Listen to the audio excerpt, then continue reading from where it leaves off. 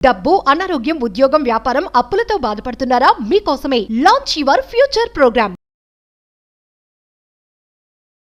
అమ్మ నమస్కారం అమ్మ. నమస్తే అమ్మా. అమ్మ మనం వింటూ ఉంటాం చాలా సార్లు, అంటే ఇప్పటి నుంచన్నా కాదు, పాతకాలం నుంచి కూడా మన దేవుడి కాలం కొన్ని పురాణాలు అవన్నీ వింటూ ఉంటాం కదా. అప్పుడు కూడా ఎవరన్నా ఒక స్త్రీ వ్యామోహంలో పడితే ఇంకా బయటికి రాలేరు, నాశనం అయిపోతారు అని అంటూ ఉంటారు. నిజంగానే అంటే ఒక మగాడు ఏదైనా స్త్రీ వ్యామోహంలో పడితే ఏం జరుగుతుందంటారు అసలు? అయితే మనకి పురాణాలు చెప్తున్న కథలు ఏంటంటే, ఒక వ్యామోహంలో పడినప్పుడు వాళ్ళకి ఇక ప్రపంచం కనపడదు, ప్రపంచంతో పని ఉండదు, ఆ వ్యామోహం తప్ప వేరే ఉండదు. ఎవరు ఏ కథ తీసుకో, ఇప్పుడు రావణాసురుడు కథ తీసుకో, సీతాదేవిని చెరబట్టినందుకు ఏమైంది, వాడి జీవితం నాశనం అయిపోయింది. ఈ ఒక్క విషయంలో తప్ప రావణాసురుడు అపరిమితమైన శివభక్తుడు, చాలా శివుడు మంచి రాజు కూడా, మంచి రాజు, అన్ని మంచి లక్షణాలు ఉన్నా కూడా ఈ ఒక్క దుర్లక్షణంతో 99 కొట్టుకుపోయింది. అంటే ఎప్పుడు కూడా మనం తెలుసుకోవాల్సింది ఏంటంటే, ఎంత మంచిగా అయినా ఉండు, ఆ ఒక్క లక్షణం ఉంటే నువ్వు మొత్తం అన్ని కూడా నువ్వు చేసిన మంచి ఎవరికి కనపడదు. రావణాసురుడు అనగానే దుర్మార్గుడనే కనపడదు అంతే. అంచేత వ్యామోహం అనేది ఎప్పుడు కూడా కంట్రోల్లో ఉండాలి. ఈ వ్యామోహం కాదు, ఏ వ్యామోహం కంట్రోల్లో ఉండాలి. ముఖ్యంగా స్త్రీ వ్యామోహం.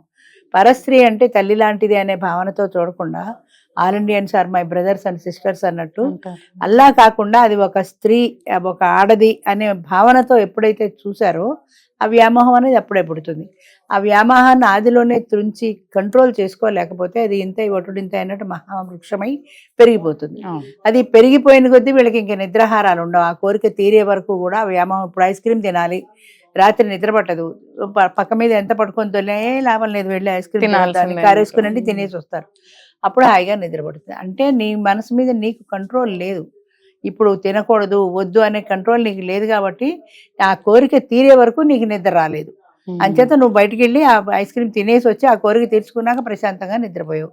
అంటే కోరిక అనేది నీ మనసును దొలిచేస్తుంది, నిద్రాహారాలు లేకుండా చేస్తుంది. దాన్ని కంట్రోల్ పెట్టుకోకపోతే అది వాళ్ళకి నష్టం, వ్యక్తిగతంగా కుటుంబానికి నష్టం, సమాజానికి నష్టం. తరతరాలుగా ఎన్ని యుగాలు మారినా ఈ రోజుకి రావణాసురుని చెడ్డవాడుగానే చెప్పుకుంటున్నారంటే సీతాదేవి అపహరణే ప్రధాన కారణం, అందరికీ తెలిసిన విషయం ఇది.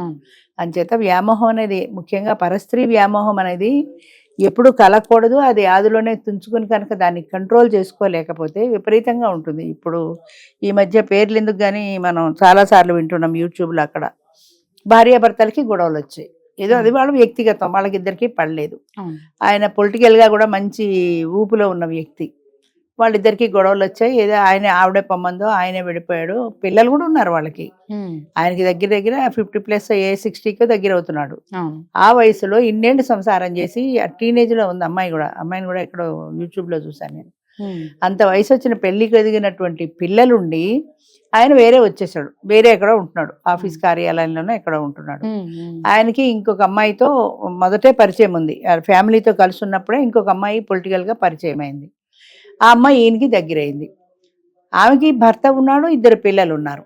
ఆ పిల్లలు ఇద్దరిని భర్త దగ్గర వదిలేసింది, ఈయనతో లివ్ ఇన్ రిలేషన్లో ఉంటుంది. పబ్లిక్ గా చెప్తున్నారు వాళ్ళు, మేము లివ్ ఇన్ రిలేషన్ లో ఉంటున్నాము.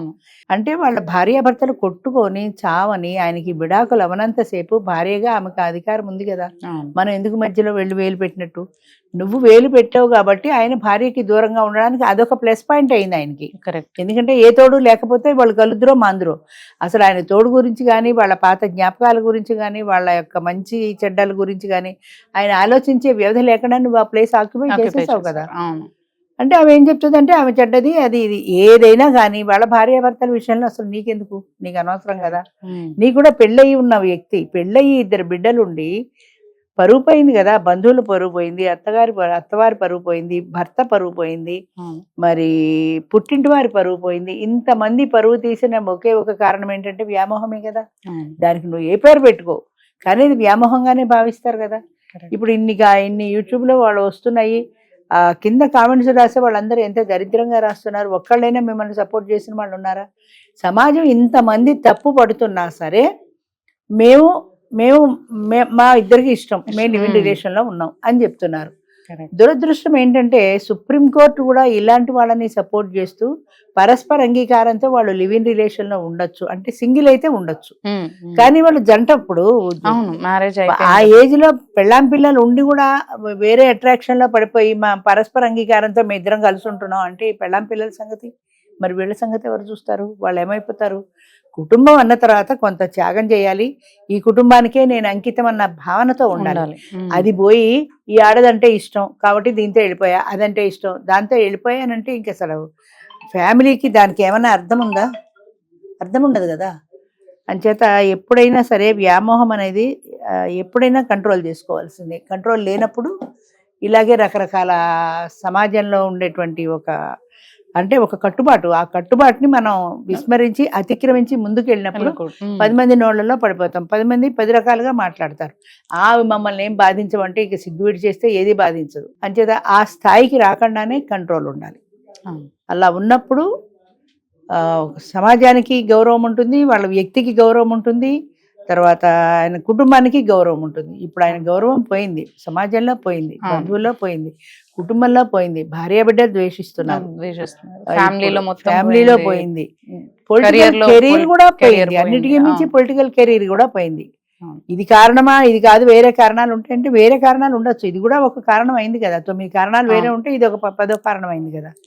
అంచేత ఎప్పుడు కూడా వ్యామోహం అనేది ఉండకూడదు. నా కుటుంబం నేను అన్న ధోరణి ఉండాలి, అది మనము అన్న ఫీలింగ్ ఉండాలి, మన పిల్లలు మన సంసారం అన్న ఫీలింగ్ ఉన్నప్పుడు మాత్రమే ఆ వ్యామోహానికి దూరంగా ఉండగలుగుతాం. అంతే. సో ఇవన్నీ కూడా మనకి ఆ వ్యామోహంతో దాంతో లింక్ అయి ఉంటుంది. ఒక పరస్త్రీ వ్యామోహమే కాదు, ఏ వ్యామోహం అయినా అంతే. కంట్రోల్ అనేది లేకపోతే ఇప్పుడు ఐస్ క్రీమ్ తినాలంటే ఐస్ క్రీమ్ తినాలి, సినిమాకి వెళ్ళాలంటే సినిమాకి వెళ్ళిపోవాలి, స్విగ్గీకి ఆర్డర్ ఇచ్చుకుని ఇదేదో బొబ్బట్లు తినాలంటే తినేయాలి అనేది లేకుండా మనకి కంట్రోల్ అనేది లేనప్పుడు ఈ విచ్చలవిడితనం, ఒక స్వేచ్ఛ వస్తుంది మనిషికి. ఏది కావాలంటే అది అందుబాటులో ఉంటుంది. అంచేత అది అందుబాటులో ఉన్నప్పుడు అది మళ్ళీ లేట్ ఎందుకు, దాన్ని తెచ్చేసుకుందాం ఈజీ యాక్సెసిబిలిటీ ఉన్నప్పుడు మనసు అటే ప్రేరేపిస్తుంది. ముఖ్యంగా ఆడ మగ విషయంలో ఇది ఈ టీనేజ్లో అంటే ఈ 20-40 మధ్య వయసులో ఎక్కువగా ఉంటుంది. ఇప్పుడు ఈ 60s ఇప్పుడు మనం చెప్పుకున్న కేసు లాంటిది వెరీ రేర్ ఉంటాయి అనుకో, కానీ ఆ 20-40 మధ్య వయసులో ఎప్పుడు కూడా ఆ అట్రాక్షన్ అనేది ఉంటుంది. ఆ ఇన్ఫాక్చుయేషన్ ఎప్పుడైతే ఉందో అదే ప్రేమ అనుకుంటారు, దానికోసమే తెగబడతారు. 60-70 ఏళ్ళ వాళ్ళని ఎందుకు ప్రేమించవు? ఈ 20-40 మధ్యలోనే వాళ్ళు అందంగా కనపడతారు. వాళ్ళతో నువ్వు ఇండైరెక్ట్ గా నువ్వేం కోరుకుంటున్నావు వాళ్ళ నుంచి? అంచేత it leads to another legal relation. అంతే. అంచేత అది లేనప్పుడు ఎప్పుడైనా సరే సమాజానికి చేటే, కుటుంబానికి చేటే, వ్యక్తిగతంగా కూడా నష్టమే కానీ లాభం లేదు. తాత్కాలికమైన సుఖం కోసం వెంపర్లాడితే చివరకు మిగిలేది పరువు పోవటమే. కరెక్ట్ అమ్మా. రైట్. Thank you.